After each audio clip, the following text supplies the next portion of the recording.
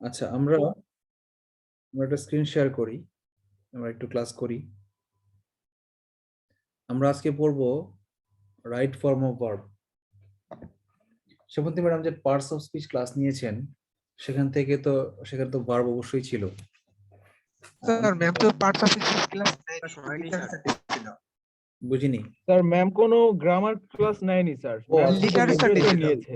হ্যাঁ, গতকাল যে ক্লাসটা আসলে আমার নেওয়ার কথা ছিল, তো হঠাৎ করে আমি দেখি যে আমার টাইম আমি কভার করতে পারছি না, দেরি হয়ে যাচ্ছে, দেরি হয়ে যাবে। পরে ম্যামকে বললাম যে ম্যাম আমি তো বিজি হয়ে গেলাম, আপনি একটু ক্লাসটা নিয়ে নিলে ভালোই তো। তো উনি তো আনপ্রিপেয়ার্ড, জানতেন না ক্লাস নিবেন, এই জন্য উনি হঠাৎ করে গ্রামার ক্লাসটা ধরেননি। যেটা তার স্লাইড রেডি ছিল, আগের ক্লাসটা বাকি ছিল, যেটা প্রিপেয়ার ছিল, উনি পরে সেটাই নিয়েছেন আর কি।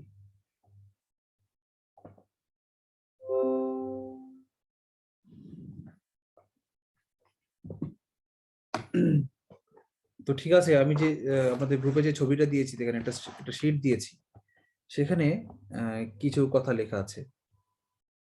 কি কি লেখা আছে দেখেন।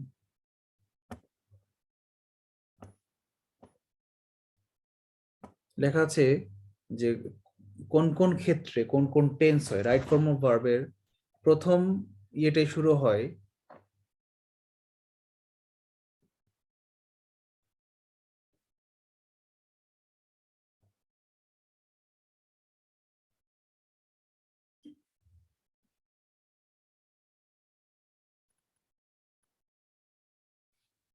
রাইট ফর্ম অফ ভার্বের প্রথম ধাপটাই শুরু হয় মূলত টেন্স দিয়ে। কারণ টেন্স অনুযায়ী ভার্ব সবচেয়ে বেশি চেঞ্জ হয়। যেমন আমরা যদি বললাম যে ইট অর্থ খাওয়া, ইট হচ্ছে কি ভার্বের নর্মাল ফর্ম, বেস ফর্ম, এটা হচ্ছে বেস ফর্ম। তারপর ইটের সাথে যদি এমন হয় আগের পাস্ট টেন্সের কথা, সেটা হয়ে যেত এইট, হ্যাঁ, এটা হচ্ছে পাস্ট ফর্ম। আবার হয়ে যায় ইটেন, এটা আমি গত ক্লাসেই টেন্সের ক্লাসে আলোচনা করেছিলাম। তো আলোচনার পাশাপাশি আপনাদেরকে একটা বইয়ের একটা চ্যাপ্টারের লিস্ট দিয়েছিলাম, যে এগুলো স্ট্রং ভার্ব এবং উইক ভার্ব কোনগুলা শিখবেন, এবং কিভাবে প্রেজেন্ট, পাস্ট, পাস্ট পার্টিসিপল এই 3 ফর্মে পরিবর্তন হয়। প্রতিদিন 10টা 20টা করে শিখে ফেলুন, বেশি সময় লাগবে না, কারণ এগুলো ইজি। একই রকম শব্দ, যেটা ইট সেটা এইট, যেটা ওয়ার্ক সেটা ওয়ার্কড। জাস্ট মানে মোটামুটি 70%ই ভার্বের শেষে ইডি লাগালে হয়ে যায়। আর যেগুলো ইডি লাগানো হয় না, সেগুলো খুব বেশি যে পরিবর্তন হয় তাই না। যে ইএটি ইট, এখানে কিন্তু ইডি লাগায়নি, কি করেছে, জাস্ট বানানটা চেঞ্জ করেছে। তো যার ফলে 5টা ভোকাবুলারি নতুন শিখতে যে সময় লাগে, সেই সময় আপনি 20-30টা ভার্বের ফর্ম শিখে ফেলতে পারবেন। কিন্তু এই ভার্বের ফর্মটা আপনার বেশি কাজে লাগবে, কারণ ইউজ হবে ফ্রিকোয়েন্টলি। আপনারা কি কেউ শিখেছেন? পড়ার পরীক্ষার স্যার বুঝি বাইরে নাই।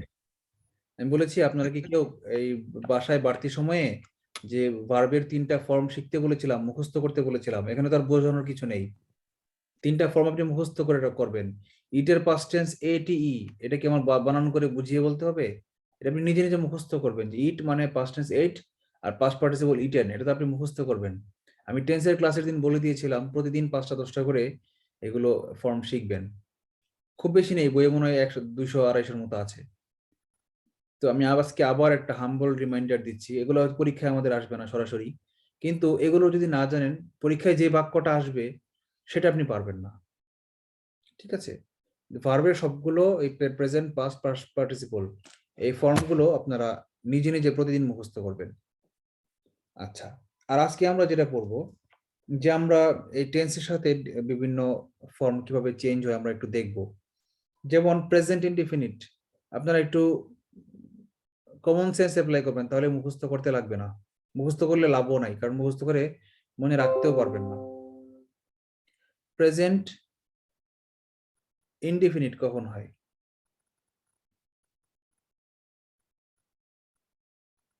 স্যার প্রেজেন্ট ইনডিফিনিট বর্তমানে, মানে কোনো কাজ সবসময় করি, প্রায়ই করি, অভ্যাসগত কিছু বোঝাতে এটাকে বলা হয় প্রেজেন্ট ইনডিফিনিট।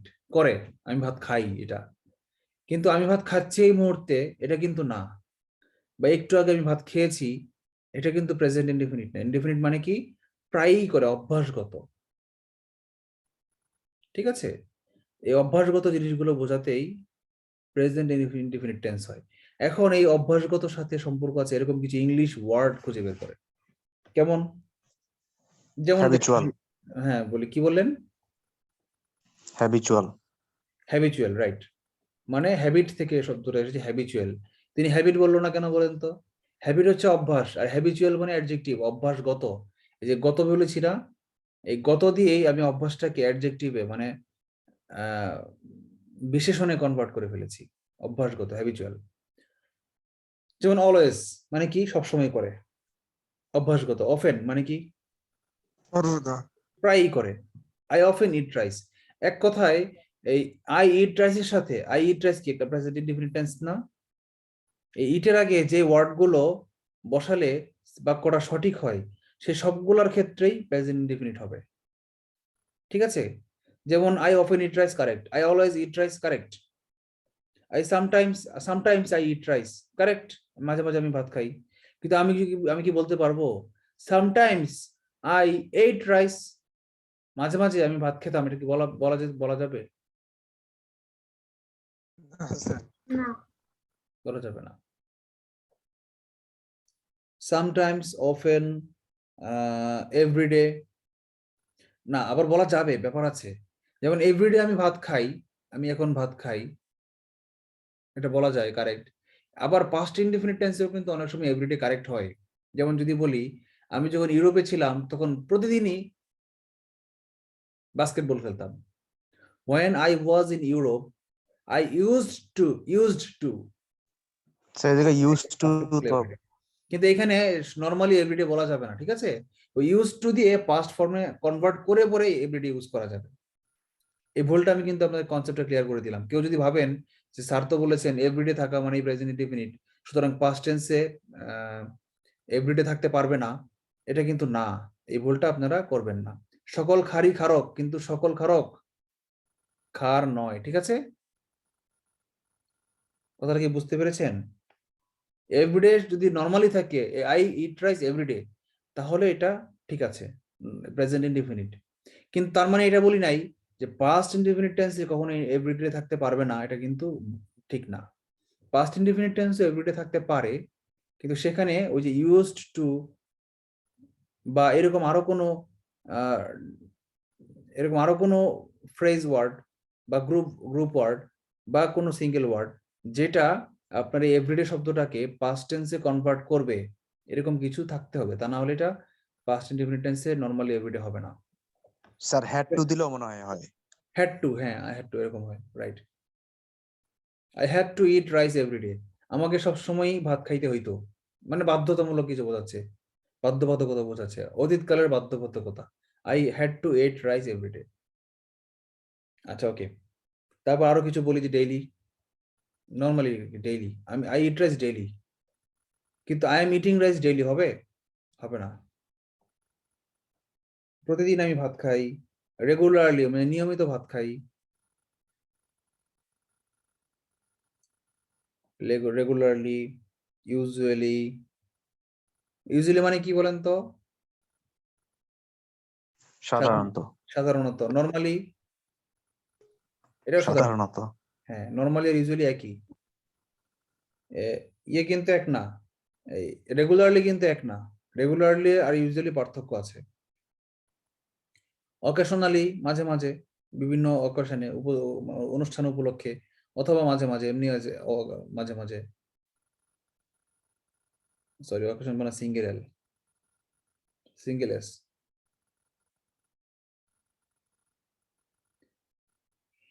জেনারেলি মানে জেনারেলি আর নর্মালি একই, সাধারণত। এগুলো কি?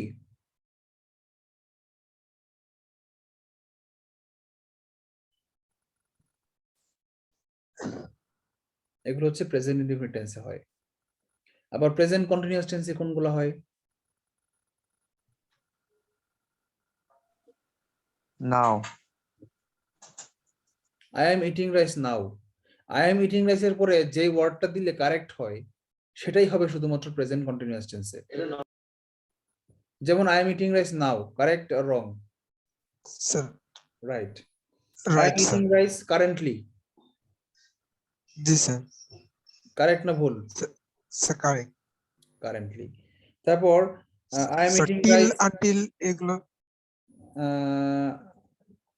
আনটিল, যতক্ষণ না পর্যন্ত আমি যাব না, টিল তো হইল না। স্টিল হয়, স্টিল নট টিল। জি স্টিল স্যার, মানে এখনো, এখনো পর্যন্ত আমি কাজটি স্টিল হি মানে ইজ গোয়িং টু করতেছি। School, still he is crying, এখনো সে এখনো সে কান্না করছে, ঠিক আছে? স্টিল। তারপর কারেন্টলি, প্রেজেন্টলি বা at present, At this moment. At this moment, at present, at this moment.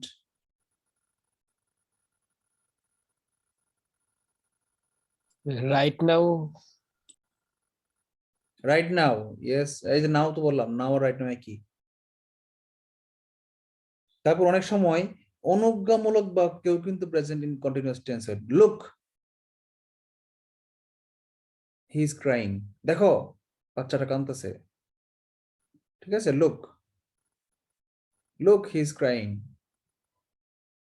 তারপর লিসেন, শোনো, listen he is asking you something, listen I am asking you something, শোনো আমি তোমাকে কিছু প্রশ্ন করছি, প্রেজেন্ট কন্টিনিউয়াস টেন্স।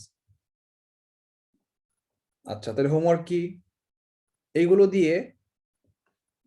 দিয়ে আপনারা প্রতিটা দিয়ে একটা করে বাক্য বানাবেন। এমন একটা বাক্য বানাবেন যেটা আমি বলিনি, ওয়ান সেন্টেন্স ফর ইচ। সময় লাগবে কিন্তু, হ্যাঁ অনেক সময় লাগবে, ক্লাসের চেয়ে বেশি সময় লাগবে। আমি তো একটা বাক্য হলে বলে দিছি, কিন্তু আপনাকে হাতে লিখতে হবে, সময় লাগবে, ভাবতে হবে। আমি যেগুলো বলছি সেগুলো বলবেন না, বইয়ে যেগুলো আছে সেগুলো বলবেন না, নতুন কোনো বাক্য চিন্তা করে বানাবেন। যদি চিন্তা করে না পান তাহলে রেখে দিবেন, খালি রেখে দিবেন, সেটাই হোমওয়ার্ক হিসেবে প্রশ্নে আপলোড করবেন, ঠিক আছে? পরে আমাকে বলবেন যে কেন কোনটা খালি, কেন পারেননি। আপনি ধরেন আমি এরকম প্রতিটা টেন্সে 5টা করে আমি মোটামুটি ধরেন 30টা ওয়ার্ড দিলাম, এই 30টা দিয়ে 30টা সেন্টেন্স আপনি মেক করবেন, কিন্তু আপনি মেক করতে পারেননি, 20টা পেরেছেন, 10টা পারেননি, 10টা রুলস পরে বুঝেননি।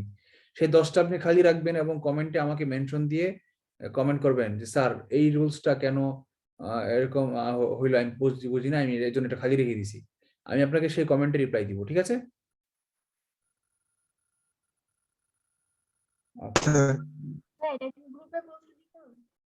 কি গ্রুপে পোস্ট দেওয়া হলে হোমওয়ার্কটা কোথায় দিব? বুঝিনি? হ্যাঁ, হোমওয়ার্কটা করে কোথায় দিব? হোমওয়ার্কটা আমি একটা পোস্ট দিব গ্রুপে, যে ইংলিশ হোমওয়ার্ক কত আজকে 31 তারিখ, লিখবো 31 তারিখের ইংলিশ ক্লাসের হোমওয়ার্কটা এখানে কমেন্ট করে দিন, একটা পোস্টই দিব আমি আলাদা, সেটার সেই কমেন্টে আপনি কমেন্ট করবেন। আর আচ্ছা। খাতার পৃষ্ঠা 4টা 5টা হয়ে যাবে না, এই জন্য আপনি কিন্তু 4টা 5টা আলাদা কমেন্ট করবেন না, একটা প্রথম পৃষ্ঠাটা প্রথমে কমেন্ট করবেন। কমেন্ট করার পর আপনার নিজের কমেন্টে রিপ্লাই গিয়ে নিজে আবার পরবর্তী ছবিটা রিপ্লাই করে দিবেন, মানে একটা কমেন্টের আন্ডারে আপনার সবগুলো ছবি থাকবে, যেন আমি খুঁজে পাই। হ্যাঁ, বুঝতে পেরেছি। আচ্ছা, তারপর এখন আমরা বিষয়টা বুঝতে পেরেছি যে কি নিয়ে কথা বলছি, আমরা এটা বুঝতে পেরেছি।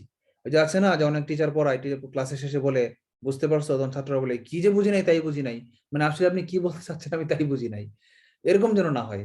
তো এখন আমরা আসলে বুঝতে পেরেছি কি বোঝাতে চাচ্ছি। আমি বোঝাতে চাচ্ছি কোন টেন্স হলে কোন কোন ওয়ার্ড গুলো থাকলে কোন টেন্স আমরা সাধারণত ধরে নিতে পারি, সেটা আমি পড়াচ্ছি। যেহেতু আমি বুঝে গেছি যে কি পড়ছি, এখন বাকিটা আমরা একটু ফাস্ট যাব, ঠিক আছে? যেমন দেখেন প্রেজেন্ট পারফেক্ট টেন্সে কি হয়।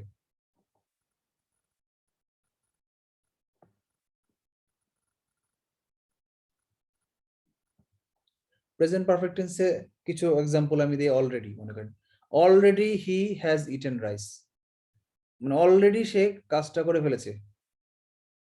কিন্তু অলরেডির পর কি কখনো ইটিং রাইস হবে? Already I am eating rice হবে? না, already he is eating rice, just electricity has gone, electricity has gone just, এই মাত্র কারেন্টটা চলে গেল, ঠিক আছে? প্রেজেন্ট পারফেক্ট টেন্স জন্য কোনটা, যে লাস্টে ছে বা ছি বা ছো থাকে, ভাত খেয়েছো, আমি ভাত খেয়েছি, এগুলো হচ্ছে প্রেজেন্ট পারফেক্ট টেন্স, মানে এমন একটা কাজ এইমাত্র ঘটেছে এবং তার ফলাফল এখনো বিদ্যমান, এগুলো হচ্ছে প্রেজেন্ট পারফেক্ট টেন্স। টেন্স না বুঝলে কিন্তু এগুলো বুঝবেন না। আমার ইংলিশ ক্লাসগুলো করার আগে অবশ্যই আগের ক্লাসগুলো করে নেবেন, রিভাইজ করে আসবেন। তারপর yet, you have not done this work yet, তুমি এখনো কাজটা করনি। You have not submitted the homework yet, তুমি কি এখনো তোমার হোমওয়ার্কটা সাবমিট করনি।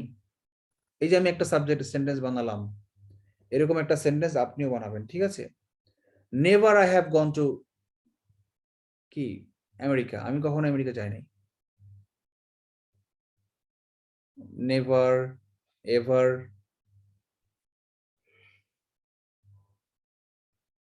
Have you ever been in India, তুমি কি কখনো ইন্ডিয়া গেছো। Have you ever been in India, বিনটা কি বলেন তো, BEEN, বিনটা হচ্ছে বি এর পাস্ট পার্টিসিপল, বিভাবের past participle form. আর বি মানে যেন কি হওয়া বা থাকা, হওয়া বা থাকা। ছোটবেলায় ভাবতাম যে তুমি কি কখনো ইন্ডিয়া গেছো, এখানে গো এর পাস্ট পার্টিসিপল ওয়েন্ট নাই কেন, বিন কোত্থেকে আসলো। তো এখন আমরা বুঝি, আমি বুঝি যে বিনটা হচ্ছে হওয়ার থাকার যাওয়া একই জিনিস। তুমি কখনো ইন্ডিয়াতে হয়েছো তার মানে কি, বা ইন্ডিয়াতে থেকেছো তার মানে কি। নিশ্চয়ই আমি ইন্ডিয়াতে গেছিলাম বলে ওই মুহূর্তে আমি ইন্ডিয়ায় ছিলাম। আমি ইন্ডিয়ায় ছিলাম বলা যে যা বোঝায়, আমি কখনো ইন্ডিয়া গিয়েছিলাম কিনা সেটাও একই কথাই বোঝায়। Have you never been in India আর have you never gone in India, দুইটা আসলে একই সেন্টেন্সের দুইটা আলাদা প্রয়োগ, আলাদা ওয়ার্ড দিয়ে। সো এভার বললে কি বোঝাবে, পাস্ট পার্টিসিপল বোঝাবে, ঠিক আছে। সরি, প্রেজেন্ট পারফেক্ট টেন্স বোঝাবে। Sir perfect. হ্যাঁ, প্রেজেন্ট পারফেক্ট টেন্স বোঝাবে। আচ্ছা, আর রিসেন্টলি, রিসেন্টলি দিয়ে কিন্তু আবার অনেক সময় কন্টিনিউয়াস টেন্স আমরা ইউজ করি, যে recently he is working with অমুক অমুক কোম্পানি, বাট এটা কিন্তু ভুল প্রয়োগ, অপপ্রয়োগ।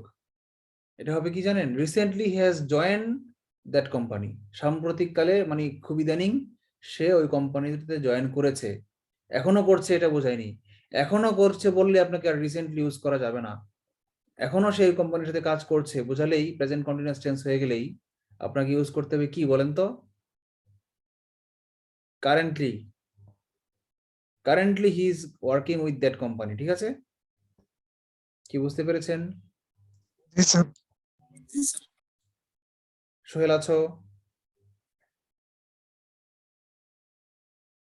সোহেল মৃধা নাই, ক্লাসের সময় ক্লাস করে না, পরে গিয়া দুই সপ্তাহ পরে গিয়া বলবে স্যার রিসেন্টলি হইলে কেন কন্টিনিউয়াস টেন্স হইলো না।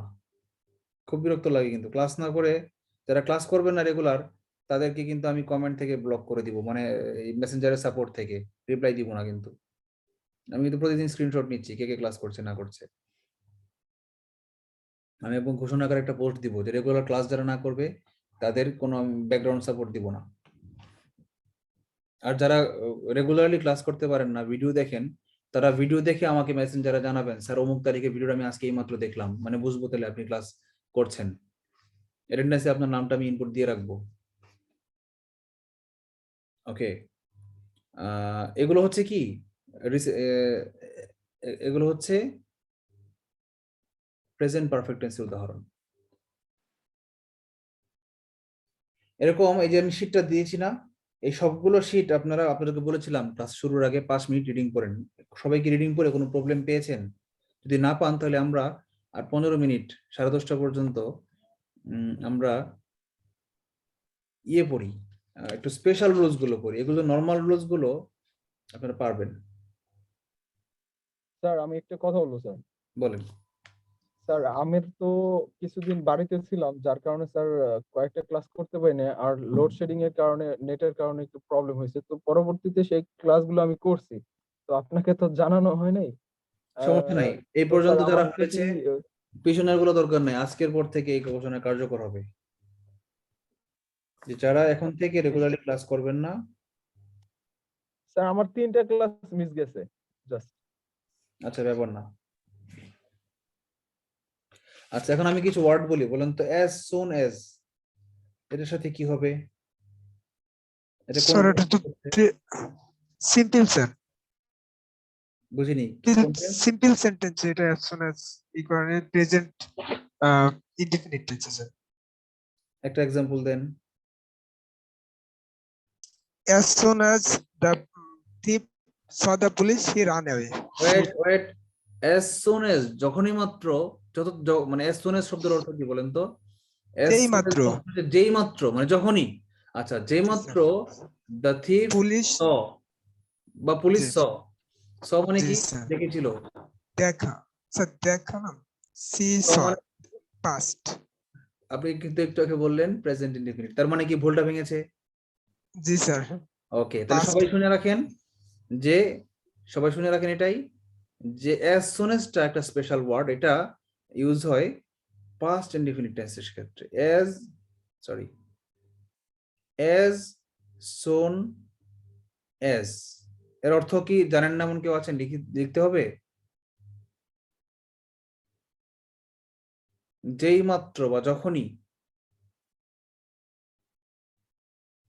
আচ্ছা যেই মাত্র বা যখনই পুলিশ চোরটা পুলিশকে দেখলো, সে উঠে কোমর বেঁধে দৌড় দেওয়া শুরু করলো, লেংটি পরে দৌড় দেওয়া শুরু করলো। আচ্ছা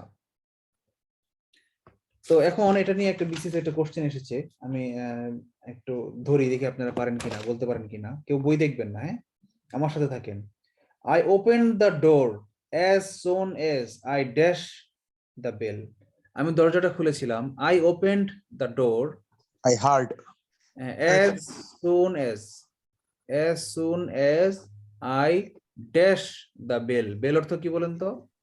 Heard. Sir Yes. হিয়ার্ড আচ্ছা বেল অর্থ কি? বেল অর্থ হচ্ছে Sir. রিং, ঘন্টা।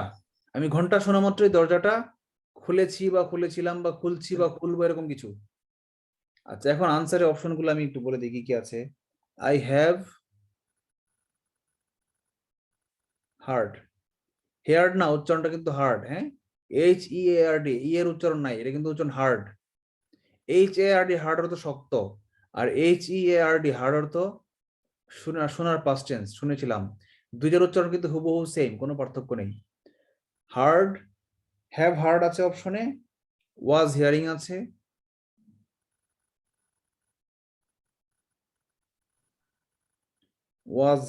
আছে, এম হার্ড আছে, আর এটা কি শুধু হার্ড আছে। কোনটা হবে বলেন তো? লাস্ট অন শুধু heard. হ্যাঁ ভার্ড আচ্ছা অনেকে বলছেন হ্যাভ হার্ড হবে, একজন বলেছেন শুধু হার্ড হবে, আরেকজন বলেছেন শুধু হিয়ার হবে, হিয়ার অপশনই নাই, একজন বলেছেন হিয়ার হবে। আচ্ছা আমরা একটু দেখি, সেন্টেন্সটা অ্যানালাইসিস করি। কি বলেছে? as soon as যখনই মাত্র I dash the bell, আগের বাক্যটা কি ছিল? আগের অংশটুকু I opened the door.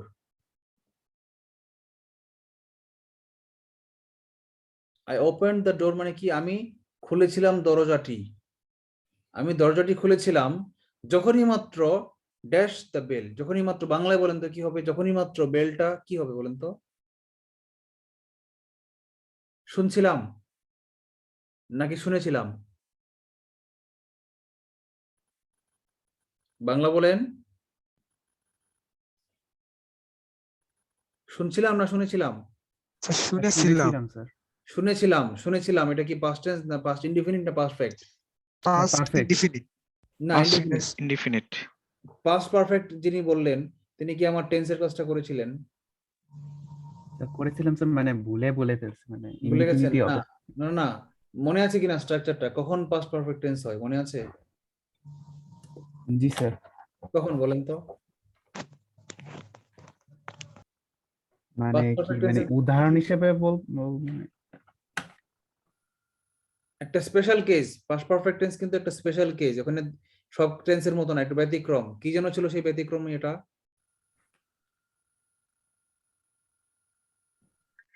একটা উদাহরণ দিয়েছিলাম। স্যার বিফোর অথবা আফটার থাকবে।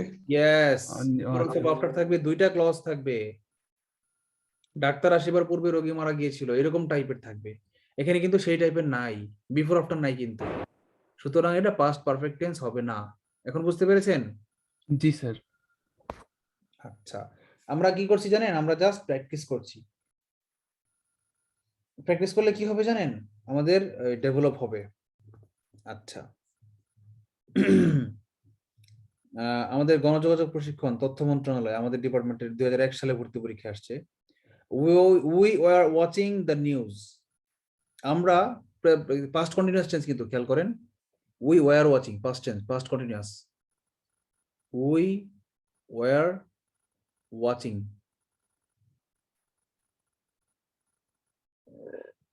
the news when the telephone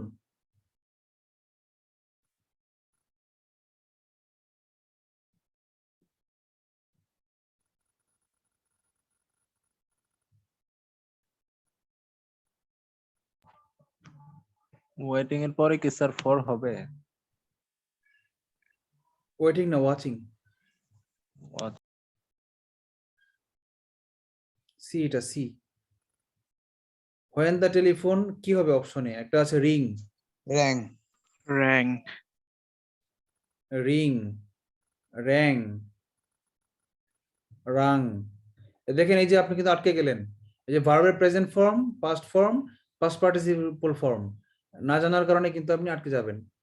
আপনি বুঝতে পারছেন কোনটা হবে, আপনি বুঝতে পারছেন পাস্ট পার্টিসিপল হবে, কিন্তু আপনি জানেন না কোনটা পাস্ট পার্টিসিপল কোনটা পাস্ট ইনডিফিনিট, এই জন্য আপনি আটকে যাবেন। আচ্ছা, আর কি আছে? হ্যাড রাং,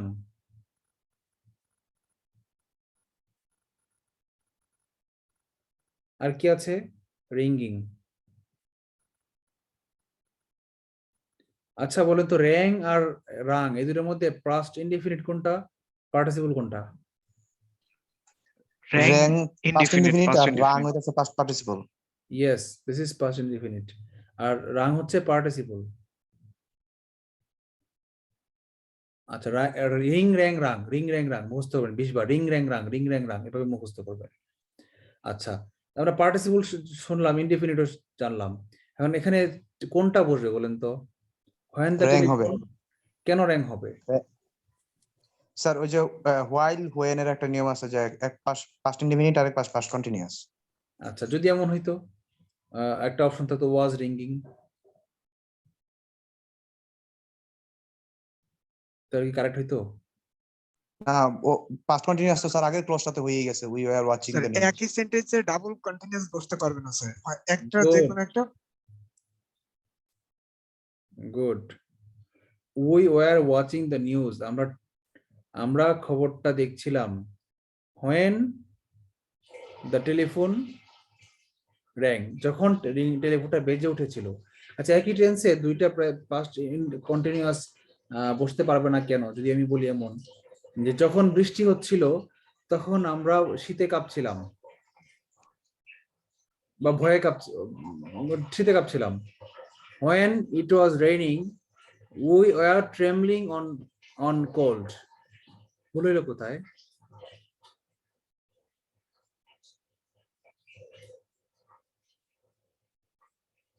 আচ্ছা, এটা এটা ধরতে পারবেন না এখন, কারণ আমরা এখন ওই লেভেলে যাই না, যাবো আমরা একটু পরে, নেক্সট ক্লাসে এটা যাবো। হচ্ছে একটা আগে আর একটা পরে। না না, একসাথে ঠান্ডা বাতাস বইছিল, বৃষ্টি হচ্ছিল আর আমি কাঁপছিলাম। এটা আমি বাক্যটা বলে দেই, এটা হচ্ছে অতীতকালের দুইটা ঘটনা যদি চলমান থাকে তাহলে একটা ক্লজ হবে পাস্ট ইনডিফিনিট, আর একটা ক্লজ হবে কি past perfect continuous. We had been ringing, sorry, হ্যাঁ, পাস্ট কন্টিনিউয়াস, একটা হচ্ছে পাস্ট কন্টিনিউয়াস নরমাল কন্টিনিউয়াস, আর একটা হচ্ছে পাস্ট পারফেক্ট কন্টিনিউয়াস। এটা আমরা সামনে পড়বো রুলস, যে টেন্সের দুইটা টেন্স দুই রকম থাকলে কি হয়। আচ্ছা, এই যে বলতে বলতেই চলে আসছে পরেরটা এইরকম বলেছে, অতীতের দুটি ক্রমিক ঘটনার ক্ষেত্রে বিফোর এর পূর্বে এবং আফটার এর পরে পাস্ট পারফেক্ট টেন্স হয়, অন্যটি হয় পাস্ট ইনডিফিনিট। না, এটা হইলো না, এটা তো আমি নরমাল যে পাস্ট পারফেক্ট টেন্সের স্ট্রাকচার বলেছিলাম, সেটা হয়ে গেল, এটা আমি বাদ দিলাম, স্কিপ করলাম। হোয়াইলের পরে আরেকটা নিয়ম, হোয়াইলের পরে যখন সাবজেক্ট থাকে অতীতের ক্ষেত্রে পাস্ট কন্টিনিউয়াস টেন্স হয়। এটা কিন্তু বোঝার ব্যাপার আছে, খুব ইম্পর্টেন্ট। ব্যতিক্রম, আমরা শুধু ব্যতিক্রম গুলোই খাতায় লিখছি আর কি। শীট পাবেন পুরোটা, অথবা বই তো আছেই, আমি কিন্তু নতুন কোনো ইয়ে করছি না, আমি ইংলিশ ফর কম্পিটিটিভ এক্সাম থেকে পড়াচ্ছি, 269 পেজ, ঠিক আছে? কারো বই থাকলে ওপেন করে করে মিলিয়ে মিলিয়ে করতে পারেন, বাসায় প্র্যাকটিস করবেন, ইংলিশ ফর কম্পিটিটিভ এক্সাম বইয়ের। 24তম বিসিএস এই রুলসটা এসেছে, আমি ব্যাখ্যা করি একটা রুলস। হোয়াইল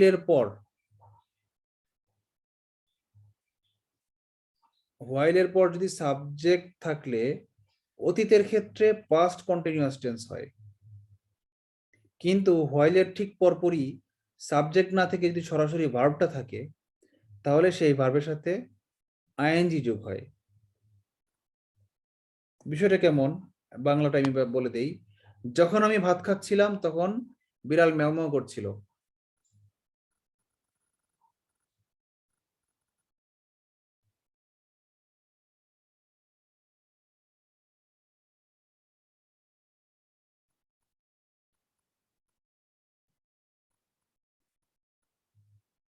যখন আমি ভাত খাচ্ছিলাম,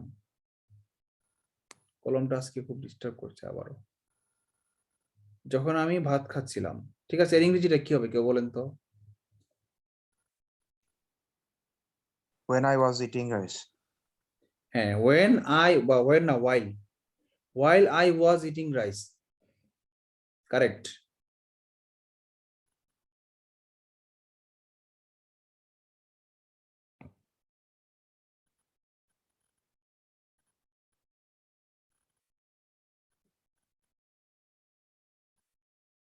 যখন আমি ভাত খাচ্ছিলাম,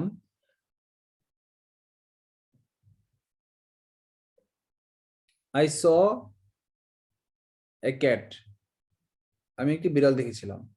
কিন্তু যদি আমি আইটা এখানে না দিতাম তাহলে কি করতে হইতো? While eating তাহলে rice হইতো। এই ওয়াজটাও দেওয়া যাইতো না। আইটা যদি না থাকতো, মানে এখানে হোয়াইলের পরে যদি সরাসরি সাবজেক্টটা না থাকতো তাহলে এই কন্টিনিউয়াস টেন্সও করা যেত না। সেক্ষেত্রে কি করতে হইতো বলেন তো? সেক্ষেত্রে করতে হইতো while eating rice I saw a cat. While eating rice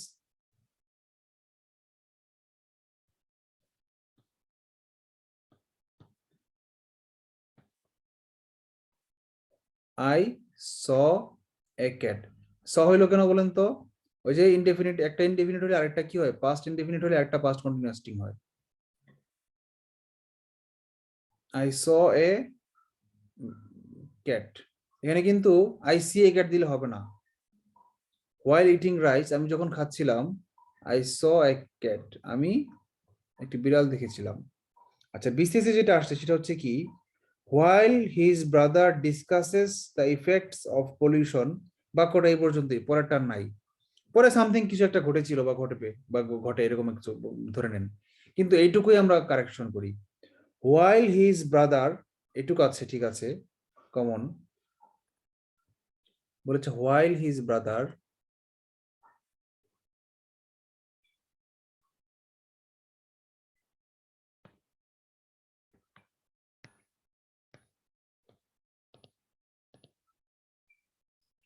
যখন তার ভাই, পরে বিভিন্ন ফর্মে আছে, কি কি আছে জানেন? ডিসকাসেস, Was discussing হবে না স্যার?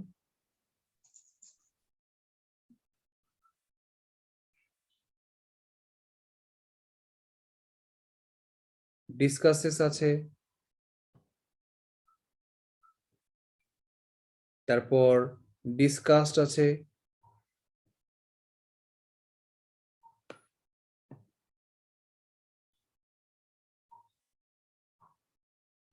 তারপর ওয়াজ ডিসকাসিং আছে,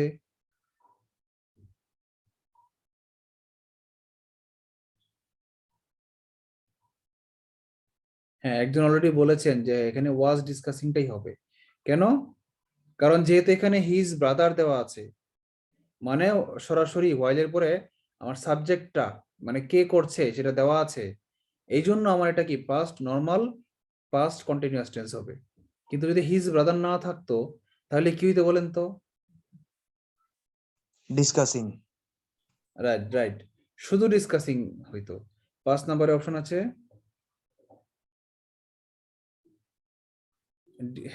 had discussed,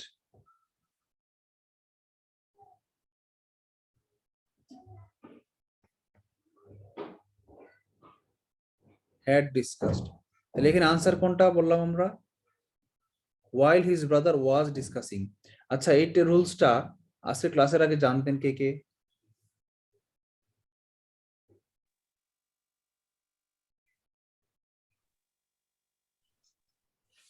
মনে হয় না কেউ জানতো স্যার স্যার। আমি স্যার আগে আমি পড়ছিলাম পড়ছিলাম, আগে। আগে পড়ছিলাম।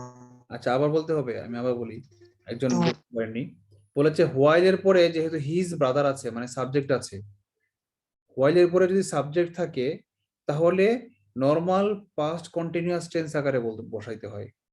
যখন তার ভাই ডিসকাস করছিল, আলোচনা করছিল, কিন্তু যদি হিজ ব্রাদার না থাকতো তাহলে কি থাকতো জানেন? ডাইরেক্ট হইতো ডিসকাসিং, ওয়াজটা থাকতো না, শুধু ডিসকাসিং হইতো।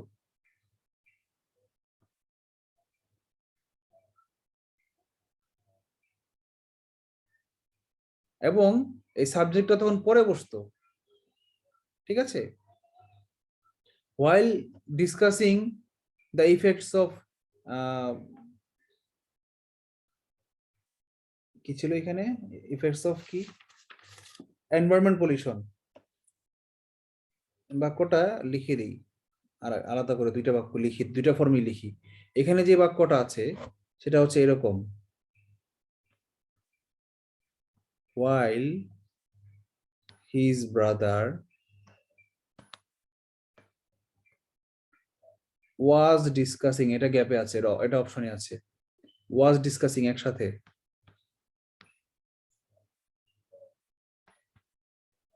while his brother was discussing, এটা হচ্ছে আমার অপশনের মধ্যে আছে। কি বসবে এখানে, কোন ফর্মটা বসবে? পরে আছে কি, the effects, discussing কি, the effects, ইফেক্ট অর্থ কি?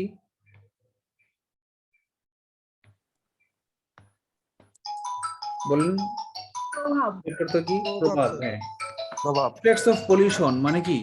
দূষণের প্রভাব সম্পর্কে আলোচনা করছিল।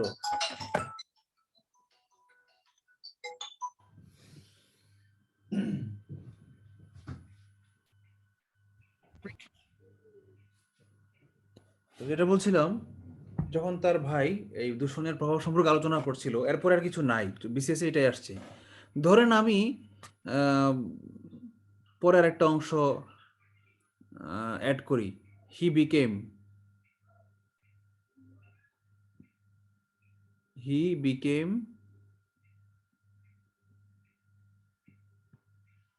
কলমে ডিস্টার্ব করছে আজকে,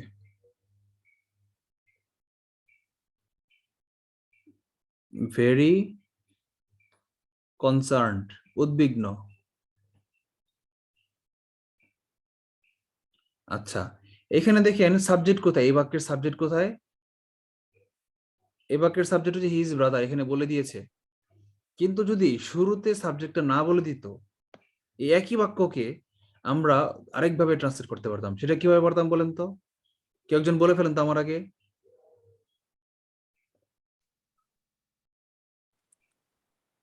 স্যার এটা কি আরেকভাবে? হ্যাঁ, আমি লিখতেছি, নতুন বাক্য লিখতেছি। while discussing, ওই যে রুলসটা আমরা পড়লাম, যে সাবজেক্ট ইয়ার স্যার পরে সেই ক্ষেত্রে তো বলেন। স্যার সেই ক্ষেত্রে তো হি বুঝিনি। হ্যাঁ, হি ইউজ করতে হইতো। কোথায় হি ইউজ করতাম?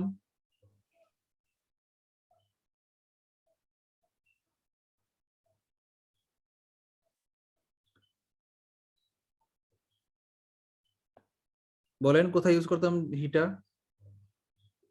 স্যার সেকেন্ড ক্লজে while discussing the effect of pollution he became very concerned। কে বললেন এটা? সাবজেক্ট না, একটু ভুল হইছে। কে বলেছেন? আবার আমার সাথে কমিউনিকেট করেন, কে বলছেন? স্যার আমি আসাদুজ্জামান অনেক। আচ্ছা, আপনার সাবজেক্ট কোনটা, সিএসই? না স্যার ইংলিশ। আচ্ছা, ও নারায়ণগঞ্জ থেকে? জি sir. Okay okay. while discussing the effects of pollution, পরে কি হবে বলেন? স্যার পরের ক্লজটা তো সেম থাকবে না, he became very concerned. He became, এটা আমি ধরেছি এখানেই, হি বিকেম ভেরি কনসার্নড। আচ্ছা, বাকিরা কেউ বলেন কোথায় ভুলটা হয়েছে? কথা কিন্তু সাবজেক্ট নিয়ে হচ্ছে। হি বিকেমটা ওখানে হিজ ব্রাদার হবে, his brother became yes, very his common brother sir. Became. দেখেন এটাই তো রুলসটাই, কিন্তু এটা নিয়ে ছিল যে রুলসটা ছিল যে আমার সাবজেক্টটা কোথায় বসবে।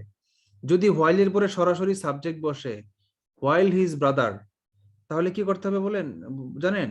তাহলে আমার এখানে এটা করতে হবে ওয়াজ ডিসকাসিং, মানে প্রেজেন্ট ইনডিফিনিট টেন্স ওয়াজ সহ।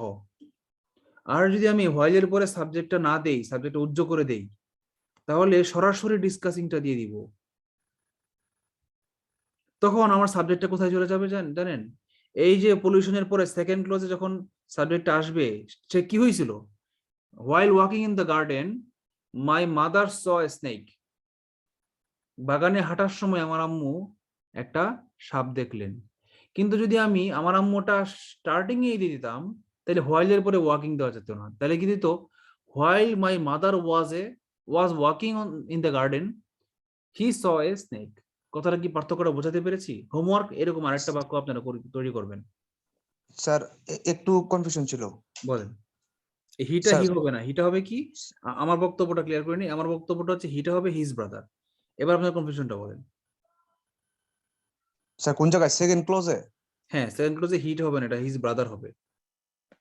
মানে প্রথমে while his brother was discussing the effects of pollution. ও মানে এই হিটা হিজ ব্রাদারকেই রেফার করতেছে। হ্যাঁ, রেফার করবে হিজ ব্রাদারকেই, কারণ কিন্তু বাক্য তো দুইটা আলাদা। এই বাক্যে হিজ ব্রাদার আগে আছে, এই জন্য আমি হি ইউজ করতে পেরেছি। মানে হিজ ব্রাদারের প্রোনাউনও হি, আর ও স্যার আমি সরি স্যার, আমি মনে করছি হি একজন আর হিজ ব্রাদার হইতেছে তারই ভাই। না না না না, এই হি কারণে বলতে একই, একই ব্যক্তি আলোচনা করছিল ওয়াটার পলিউশনের ইফেক্ট, এবং সেই ব্যক্তি কি উদ্বিগ্ন হয়ে গেছিল। সরি স্যার, আমি মনে করছি যে রহিম করিম দুই ভাই, করিম ডিসকাস করতেছিল এবং রহিম কনসার্ন হয়ে গেছে, এরকম মনে করছিলাম স্যার। ও আচ্ছা আচ্ছা আচ্ছা আচ্ছা, যদি তাই হয়ে থাকে, তাও যদি হয়ে থাকে, দুই ভাইও যদি খুললে হয়ে কথা থাকে, হবে। তাহলে তাও তো হিজ ব্রাদার হবে, তাও তো হি হবে না। তাহলে তো স্যার সেকেন্ড ক্লজের সাবজেক্ট তো আমরা এমনি সরাসরি ওমিট করে দিতে কি পারবো? না, পারবো না তো। এই জন্য তাহলে স্যার সেকেন্ড এই ক্লোজে হিটা আমাকে যাবে হিজ কোথায়? ব্রাদারই লিখতে হবে। তাহলে সেকেন্ড ক্লজের যে হিটা ও যাবে কোথায় তাহলে?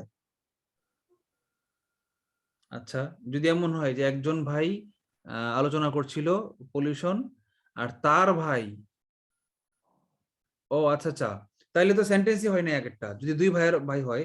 কারণ তখন আপনি হোয়াইল হিজ ব্রাদার লিখলেন, তখন কার ভাই? যদি আরেকজনের ভাই হয়, ধরেন জনির ভাই যখন এনভায়রনমেন্ট পলিউশন আলোচনা করছিল, তখন জনি কনসার্ন হয়েছিল, ভয় পেয়েছিল। আবার যখন জনির ভাই এনভায়রনমেন্ট পলিউশন বলছিল, তখন জনির ভাই নিজেই উদ্বিগ্ন হয়েছিল। এই দুইটার ইংলিশ ট্রান্সলেশনে আলাদা ডিফারেন্স কি হবে বলেন? এটা কোনো স্ট্রাকচারে কোনো পার্থক্য নাই, দুইটাই হি। কিন্তু যদি আপনি স্পেসিফিক করে দিতে চান যে কে ইয়ে হয়েছিল, কে উদ্বিগ্ন হয়েছিল, তাহলে আপনাকে এখানে স্পেসিফিক্যালি বলে দিতে হবে জনি বিকেম কনসার্নড। যখন জনির ভাই পরিবেশ, আচ্ছা আমার নেটটা ডিস্টার্ব করেছিল।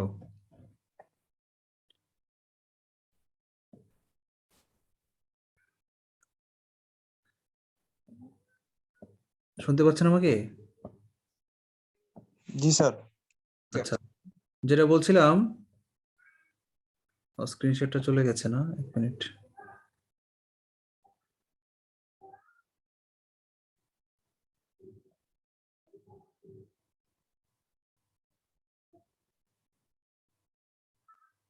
যখন যখন যেটা বলছিলাম যে বাংলায়ও আপনি সে দিয়ে ডিফারেন্সিয়েট করতে পারবেন না যে সে কথাটা কি জনিকে বলছে না জনির ভাইকে বলছে।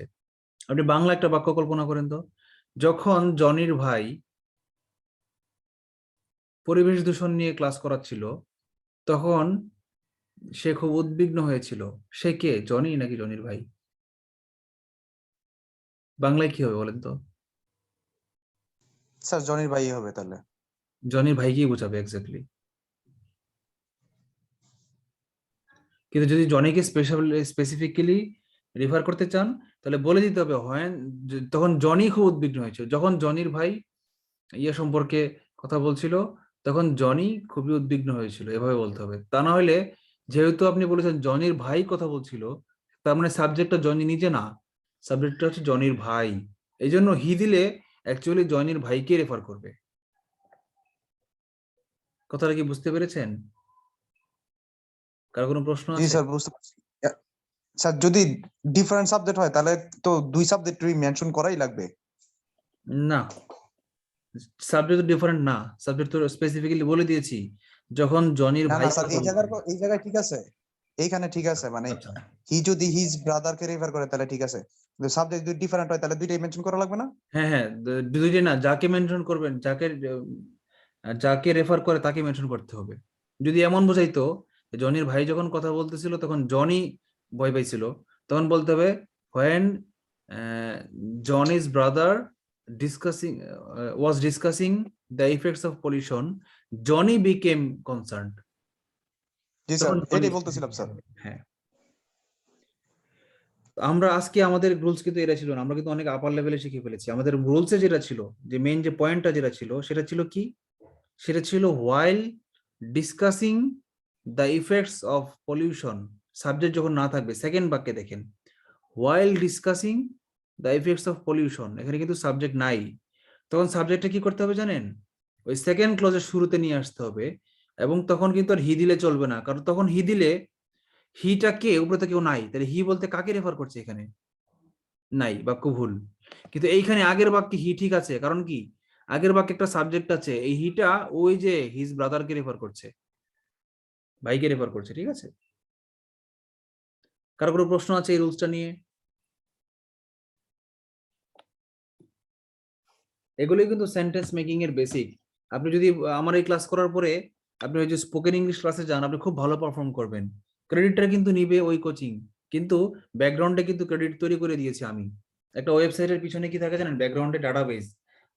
যেই ওয়েবসাইটের ডাটাবেস অ্যালগোরিদম সবচেয়ে সুন্দর, সে খুব ইজিলি রান করে। কিন্তু ক্রেডিটটা কিন্তু হয় ডাটা ডিজাইনারের, বাহ ডিজাইনার কত সুন্দর ডিজাইন করছে, কিন্তু ব্যাকগ্রাউন্ডে যে ডেভেলপ করে দিয়েছে আরেকজন ডাটাবেস অ্যাডমিনিস্ট্রেটর, তাকে কিন্তু পাবলিক চিনে না। ঠিক আছে, বিষয়টা এরকম। আচ্ছা, আমরা আরেকটা স্পেশাল রুলস দেখি।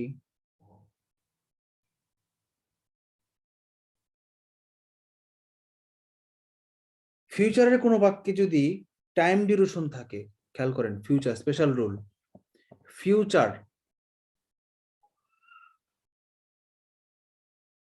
ফিউচারের কোনো বাক্যে যদি future plus time duration, time time interval বা ডিউরেশন থাকে, তাহলে সেটা ফিউচার ইনডেফিনিট না হয়ে ফিউচার পারফেক্ট কন্টিনিউয়াস টেন্স হয়। কেমন? যেমন যদি বলি next month, next August, next, যেভাবে আছে সেভাবে বলি। এটা কোথায় আসছে? এটাও জানি, জাতীয় গণমাধ্যম ইনস্টিটিউট, মানে আমাদের প্রশিক্ষণ কেন্দ্র, তথ্য ক্যাডারদের প্রশিক্ষণ কেন্দ্রের সহকারী পরিচালক পোস্টে নিয়োগ পরীক্ষায় আসছে। Next August Lata and Tanim, আমাদের মধ্যে তানিম নামে কেউ আছেন নাকি? এবং লতা নামে কেউ আছেন নাকি? থাকলে আওয়াজ দেন। Lata and Tanim dash for 10 years. এই বাক্যটার মিনিং স্পেশালিটি কি? ফিউচার টেন্স আছে, আবার টাইম ডিউরেশন আছে, দেখেছেন? এইরকম বাক্যে কি হবে বলেন তো? বাক্য অপশনগুলো লিখে দেই। আর ম্যারিড,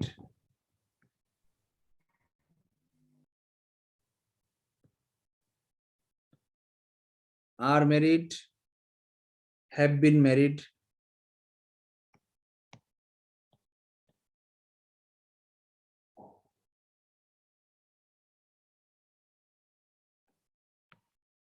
উইল ম্যারি,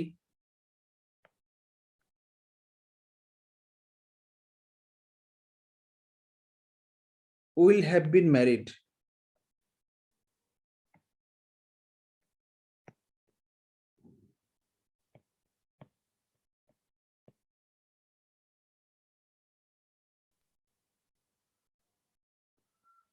কোনটা কারেক্ট? will marry.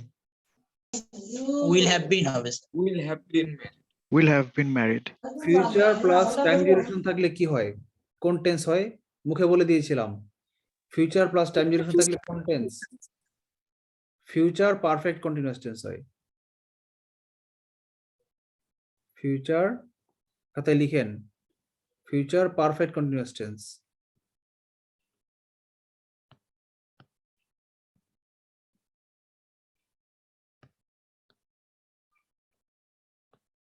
আচ্ছা, কেন ফিউচার পারফেক্ট কন্টিনিউয়াস টেন্স হলো? কারণ এই যে 10 বছরের জন্য বিয়ে করবে, এই 10 বছরের জন্য মানে কি বলেন তো? একটা সেকেন্ডের জন্য নাকি দীর্ঘ সময়ের জন্য? স্যার ফিউচার পারফেক্ট কন্টিনিউয়াস নাকি শুধু future perfect? will have been have oh sorry future perfect, only future perfect, continuous না। will have been married, will have been এর পরে যদি being থাকতো তাহলে সেটা পারফেক্ট কন্টিনিউয়াস হয়ে যেত। he will have been being married তাহলে হয়তো কি সে বিয়ে করতে থাকবে, এরকম বোঝাতো। আর will have been married মানে কি বিবাহিত, বিয়ে বসে যাবে, সে আগামী 10 বছরের জন্য বিবাহিত হয়ে যাবে, এরকম বোঝাচ্ছে। এটা ফিউচার পারফেক্ট টেন্স বোঝাচ্ছে। ফিউচার পারফেক্ট মানে হচ্ছে কি ভবিষ্যতে কোনো একটা কাজ হয়ে থাকবে, আমি তোমার জন্য রান্না করে রাখবো, এটা হচ্ছে ফিউচার পারফেক্ট টেন্স। আর যদি বলতাম আমি তোমার জন্য রান্না করতে থাকবো, সেটা হচ্ছে কি ফিউচার পারফেক্ট কন্টিনিউয়াস টেন্স হইতো। এখানে কন্টিনিউয়াস টেন্স না, এখানে হচ্ছে ফিউচার পারফেক্ট টেন্স।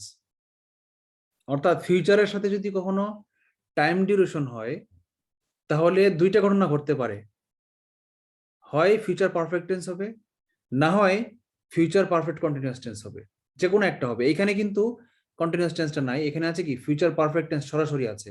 যেমন এই বাক্যটা আমরা এবার একটু অ্যানালাইসিস করি। নেক্সট অগাস্ট, আগামী বছরের আগস্ট মাসে, নেক্সট পরবর্তী আগস্ট মাসে লতা এবং তানিম